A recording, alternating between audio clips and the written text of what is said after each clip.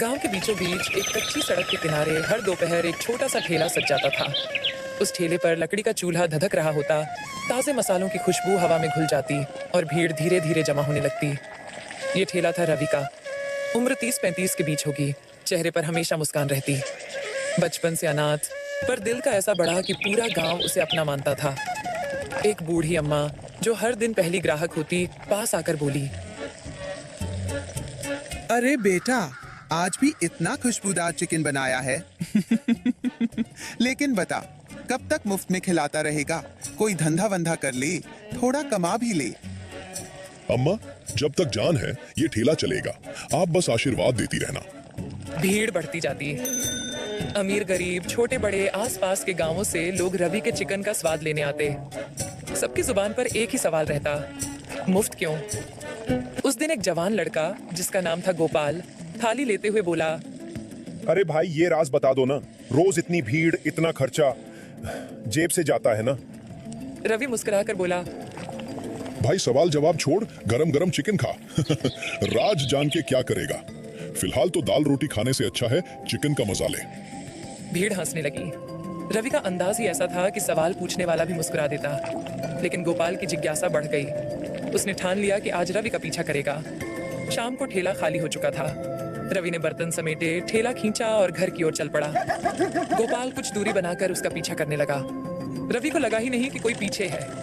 वह गांव की गली से होते हुए अपने छोटे से मिट्टी के घर पहुंचा। घर में साधारण चूल्हा, कुछ मसाले और मुट्ठी भर बर्तन। गोपाल झोपड़ी के कोने से सब देख रहा था। रवि बस रोज का काम कर रहा था, बर्तन धोना, मसाले सुखाना और अगले दिन का चिकन तैयार करने के लिए पास की दुकान से ताजा चिकन लाना। गोपाल को लगा शायद कोई गुप्त मसाला होगा या कोई छिपा खजाना, पर सब कुछ साधारण था। वह चुपचाप वापस लौट गया।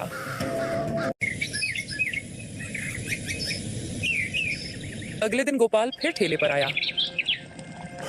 भाई, कल रात तेरे घर तक गया था। रवि मुस्कुराया और कहा, अरे वाह।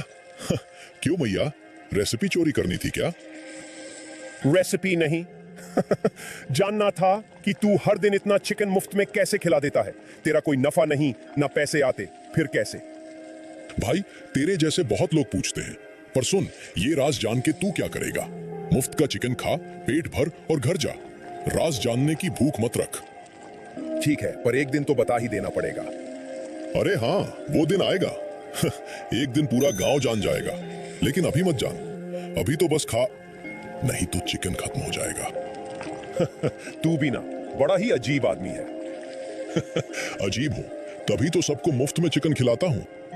रवि ने आंख मारते हुए कहा, भीड़ ठहाका लगाती है, मसालों की खुशबू हवा में फैलती है। हर कोई चिकन का स्वाद ले रहा है, लेकिन दिल के अंदर सबके मन में वही सवाल गूंज रहा है, रवि आखिर ये सब कैसे करता है? गांव में यह चर्चा का विषय बन चुका था। हर कोई राज जानना चाहता था, लेकिन रवि का रहस्य फिलहाल अंधेरे में ही था।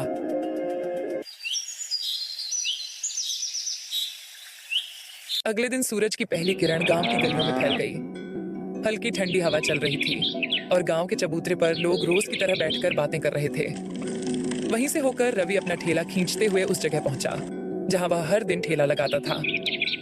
रवि ने रोज की तरह ठेला सजाया, चूल्हा जलाया और चिकन की खुशबू हवा में फैलने लगी। कुछ पुराने ग्राहक पास आकर खड़े हुए। तभी दूर से एक अनजान आदमी गांव की गली से आता दिखा। उसके चेहरे पर तिरछी मुस्कान थी। वह पास आते ही जोर से बोला, अरे भाई, कहाँ है वो रवि? सुना है गांव में कोई ठेला है जो मुफ्त में चिकन और रोटी खिलाता है। रवि हंसते हुए बोला, भाई सामने खड़ा हूँ। यही ठेला है। पास खड़ा एक ग्राहक भी मुस्कुराकर बोला, अरे साहब, यही है हमारे रवि भाई, और यही है वो मशहूर ठेला। एक बार खाओगे तो उंगलियां चाटते रह जाओगे। वह आदमी ठेले को घूरता हुआ बोला, अच्छा, मतलब तुम ही हो वो रवि? बड़ा नाम सुना है तुम्हारा। चलो देखने आया हूँ कि ऐसा क्या कमाल कर देते हो। रवि हल्की मुस्कान के साथ बोला, भाई बोलो, क्या काम था? खाना खाना है तो प्लेट लगाओ। वह आदमी थोड़ा ताना मारते हुए बोला, काम तो कुछ नहीं, बस ये देखने आया हूँ कि तुम सबको मुफ्त में खिलाते कैसे हो। ये भी कोई धंधा हुआ भला? जरूर कोई चाल है इसमें। रवि ने शांति से कहा। जैसे बाकी लोग पैसे लेकर खिलाते हैं, वैसे मैं मुफ्त में खिला देता हूँ। इसमें चाल क्या होगी? वह आदमी अचानक आवाज ऊंची कर बोला, मुफ्त का खाना ये सबको बेवकूफ बनाने का तरीका है। जरूर ये सड़ा गला सस्ता चिकन लाता होगा, लोग खाकर बीमार पड़ेंगे। कोई इतना नेक दिल नहीं होता कि रोज मुफ्त में सबको खिलाए। ठेले पर खड़े ग्राहकों में हलचल मच गई। कुछ लोग एक दूसरे की ओर देखने लगे। रवि शांत था। भाई, तुम्हारे कहने से कुछ नहीं होता। मेरे ग्राहक जानते हैं कि मैं कैसे बनाता हूँ। आज तक किसी को एक खरोंच तक नहीं आई। वह आदमी हंसकर बोला, आज तक नहीं पड़ी, पर कल पड़ सकती है। देख लेना, गांव वाले समझदार हो जाएंगे, मुफ्त का लालच छोड़ देंगे। यह कहकर वह आदमी तिरछी नजर डालता हुआ चला गया। ठेले पर सन्नाटा छा गया। शाम तक यह खबर पूरे गांव में फैल गई। रवि का चिकन मत खाना, उसमें कुछ गड़बड़ है। मुफ्त का है, कोई भरोसा नहीं, कहीं बीमार पड़ गई तो। लोगों में डर बैठ गया। रात को रवि अपने घर लौटा। ठेले को कोने में रखकर बिस्तर पर बैठ गया। उसका चेहरा उतरा हुआ था। तभी उसका एक ग्राहक रामू उसके घर आया। रवि भाई, गांव में चर्चा चल रही है कि अब कोई भी तुम्हारा चिकन नहीं खाएगा। सबको डर है कि तेरे खाने से लोग बीमार पड़ सकते हैं। रवि ने गहरी सांस ली और कहा, देख भाई, जब चीज मुफ्त मिलती है लोग उसकी कदर नहीं करते। ये दुनिया का दस्तूर है। कोई बात नहीं, कल देखेंगे कितने लोग आते हैं। अगर कोई नहीं आया तो मैं अपना ठेला किसी और गांव में लगा दूंगा। रामू उदास होकर चला गया। शाम को गांव के चबूतरे पर लोग फिर इकट्ठा थे। बातचीत का विषय वहीं रवि का ठेला था। कल अगर कोई नहीं गया तो अच्छा है। हाँ, जाने दो, कहीं सच में कुछ गड़बड़ हो। रवि को समझना चाहिए कि मुफ्त का लालच खतरनाक होता है। गांव का माहौल भारी हो गया। उस रात रवि बिस्तर पर लेटा छत को देखता रहा। अगर कल कोई नहीं आया तो क्या मैं अपना वादा तोड़ दूंगा? मैंने सबको खुश रखने की कसम खाई थी। अब क्या करूं? क्या मैं सबको अपना राज बता दूं? रवि के दिल में बेचैनी थी। उसने करवट ली, आंखें बंद की और धीरे धीरे नींद में डूब गया। गांव के आसमान में चांद टंगा था, लेकिन उसके दिल का अंधेरा बढ़ता जा रहा था। अगली सुबह गांव में हलचल थी। हर कोई यह चर्चा कर रहा था कि आज शाम रवि चौपाल पर सबके सामने अपने मुफ्त चिकन का राज बताएगा। लोग आपस में फुसफुसा रहे थे। देखना, जरूर कोई चाल होगी। हाँ भाई, कोई मुफ्त में इतना बढ़िया खाना नहीं खिला सकता। आज तो सब खुलासा हो ही जाएगा। उधर रवि चुपचाप अपने ठेले पर खड़ा था। ठेले पर चिकन बन चुका था, लेकिन ग्राहकों की भीड़ गायब थी। आज सुबह से कोई भी उसकी तरफ नहीं आया।